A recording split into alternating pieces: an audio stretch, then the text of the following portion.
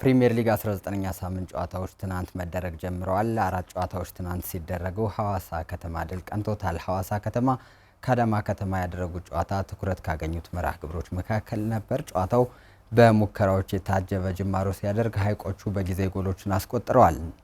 ሽመልስ በቀለና ተባረክ ሄፋሞ በመጀመሪያዎቹ 15 ደቂቃዎች የሐዋሳን ግቦች አስቆጥረዋል። አዳማ በአቡበከር ሳኔ፣ ዳዋ ሆቴሳና ብዙአየሁ ሰይፍ አማካኝነት ሙከራዎችን ቢያደርግም ኳስን ከመረብ ማገናኘት ግን አልቻለም። ሐዋሳ 2-0 አሸንፎ ከመሪው ሲዳማ ቡና እኩል ነጥቡን 35 ማድረሷል። አዳማ ከተማ ከ7 ጨዋታዎች በኋላ ተሸንፎ 6ኛ ላይ ተቀምጧል።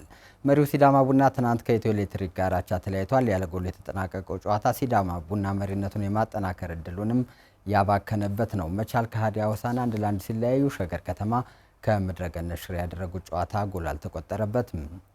ዛሬ ሊጉ በአራት ጨዋታዎች ይቀጥላል። ያለፉትን 2 ጨዋታዎች ድል ያደረገው ፋሲል ከነማ ከኢትዮጵያ መድን ይጫወታሉ። ኢትዮጵያ መድን የወራጅ ስጋት ሲገኝ ደረጃውን ለማሻሻል በማሰብ ይጫወታል። ፋሲል ደግሞ አሸንፎ ከመሪዎቹ ጋር ነጥቡን ለማስተካከል በማሰብ ይጫወታሉ። ቀን 7 ሰዓት ወይም ከደቂቃዎች በኋላ ጨዋታው ይጀምራል። በሌሎች ጨዋታዎች ባህር ዳር ከተማ ከኢትዮጵያ ንግድ ባንክ፣ ቅዱስ ጊዮርጊስ ከወላሎ እና ነገሌ ከመቀሌ የሚጫወቱ ይሆናል።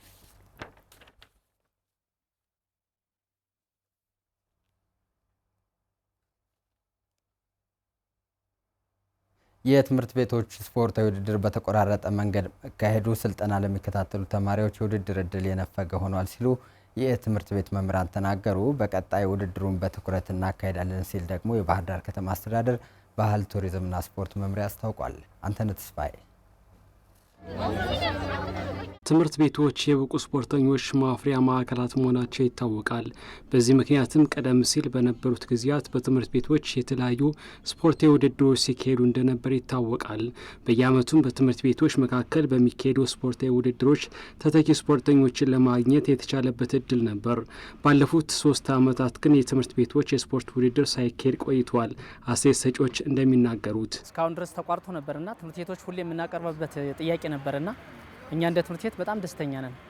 ምክንያቱም ብዙ ጊዜ ነው ተቋርጦ የቆየው። በመጀመሪያም ከኮቪድ-19 ወረርሽኝ ጋር ተያይዞ በኋላም በልዩ ልዩ ግጭቶች ምክንያት ተቋርጦ የነበረውን የስፖርታዊ ክዋኔ እንደገና ለማስቀጠል ታስቦ ነው ቢከናወን ያው ተማሪዎች ምናምን ወደ አልባሌ ቦታ ላይ አይገቡም ነበር። ውድድር ቢሰፋ አብዛኛው ተማሪም ሆነ ምናምን ማህበረሰብ ወደ ስፖርት ስለሚያተኩር አልባሌ ቦታ ላይ የሚሄድ እድሉ ይጠብ ነበር ብዬ አስባለሁ።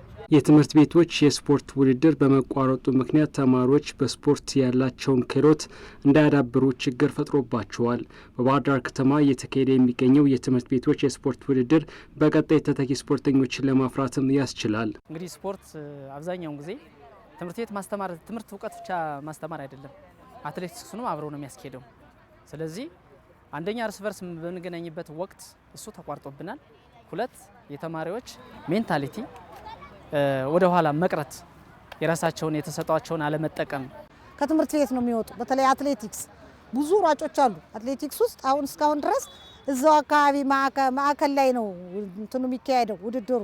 እዚህ ግን አሁን ከዚህ ከክልል ደረጃ ከወረዳ ከስር ተነስቶ ከሄደ ብዙ የሆነ ብቁ ነው ሀገራቸውን የሚያስጠሩ ስፖርተኞች እንደሚወጡ እርግጠኛ ነኝ። የከተማ አስተዳደሩ ባህልና ቱሪዝም ስፖርት መምሪያ በበኩሉ በከተማ አስተዳደሩ ትምህርት መምሪያ አማካኝነት የተጀመረው የተማሪዎች የስፖርት ውድድር ጥሩ ጅማሮ መሆኑን የገለጹት የመምሪያው ኃላፊ አቶ ጋሻው እንዳለው በቀጣይ ውድድሩን በተጠናከረ መልኩ ለማስኬድ እንደሚሰራም አመልክተዋል። የከተማችን የስፖርት ቱሪዝም መነቃቃት በሚፈጥር ደረጃ አጠናክረን የምንቀጥል ይሆናል። በአጠቃላይ ታዳጊዎች በስፖርታዊ ውድድር ያላቸውን አቅም በዚህ ደረጃ አደባባይ ላይ ለመዋል በሚያመቻቸው መልኩ በተመረጠ መልኩ መርሃ ግብሮችን እያዘጋጀን የምንዘልቅ ይሆናል ማለት ነው።